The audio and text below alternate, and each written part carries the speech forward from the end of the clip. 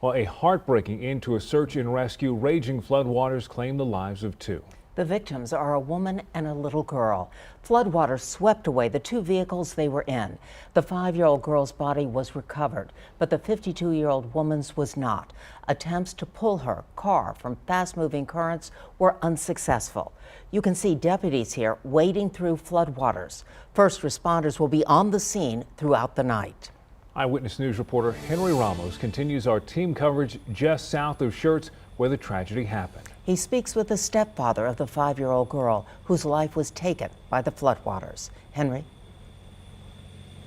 Aaron and Deborah, first, BCSO is treating this as a crime scene.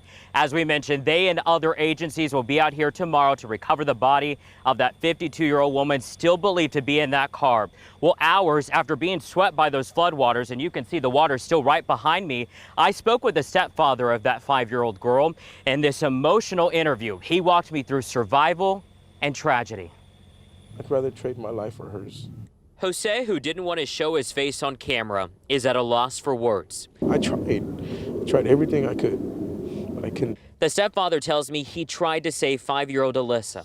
Early this morning, Jose, Alyssa, and her 8 and 11-year-old sisters were on their way to school. It was dark.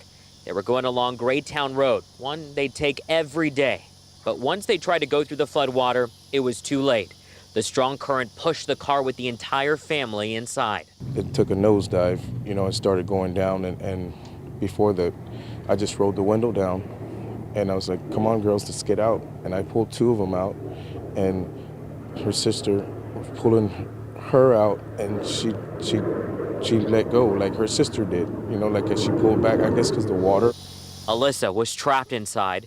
Jose and the other girls had to fight to survive. 2 of them had to hang onto a tree. And another car also taken by the floodwaters. A woman and 2 children were floating by. Jose says he yelled to that driver to call 911. My daughter was screaming and I was yelling for help. Jose credits that woman for saving their lives. He and Alyssa's sisters were rescued, and so were the 2 children in the woman's car. All day Thursday, crews tried to find that woman and Alyssa.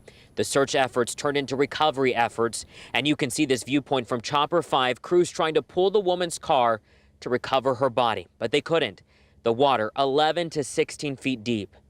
Late in the afternoon, crews did recover the car Alyssa was in, which was submerged underwater. The little girl still had her backpack on. It doesn't, I'm sorry guys, it just doesn't get any worse than that. I tried to save her. Jose doesn't want to come to terms that Alyssa is gone. I don't want to. I don't want to. Our thoughts and prayers are with both families tonight, and Jose made it very clear to me that there were no barricades or flashing lights warning him not to cross. He said if there were barricades, he would not have driven around them because he had the girls inside the car.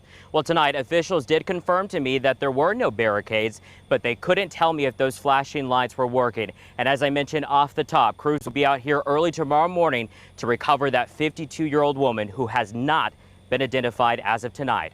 We're live. Henry Ramos, KENS 5 Eyewitness News.